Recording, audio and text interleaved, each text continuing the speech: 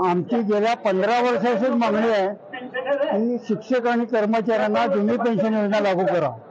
त्यासाठी त्यांनी मार्च 2023 मध्ये संप केला होता। 20 मार्चला माननीय मुख्यमंत्र्यांनी आम्हाला आश्वासन दिलं की तुम्हाला जुनी पेन्शन योजना लागू केली जाईल। 8 महिने झाले त्यांची ती मागणी आपण आश्वासन लक्षात नाही। आम्ही 2 वेळा सहकुटुंब मोर्चे काढले आणि गव्हर्नमेंटला आम्ही सांगितलं संप झाला तर सर्वसामान्य नागरिकांचं यामध्ये गैरसोय होणार आहे।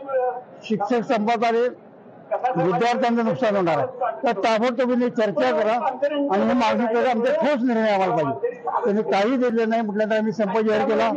काल संध्याकाळी माननीय मुख्यमंत्री आणि दोन्ही उपमुख्यमंत्र्यांच्याबरोबर 2 तास चर्चा झाली। सांगितलं का 20 मार्चला मी जे आश्वासन दिले ते माझ्या लक्षात आहे।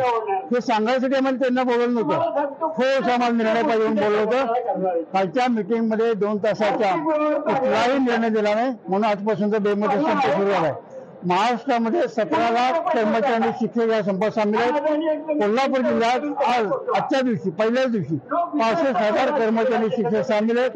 शाळा बंद आहेत, शिक्षक हित आहेत आणि विद्यार्थ्यांचं नुकसान होत आहे।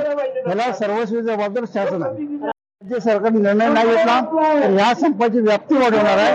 आमच्या ऑल इंडियाचा सरकारी कर्मचाऱ्यांचा महासंघ आहे, 1 कोटीची सभासद संख्या आहे, ते सुद्धा 1 दिवसाचा संप आमच्या मागण्यासाठी करतील।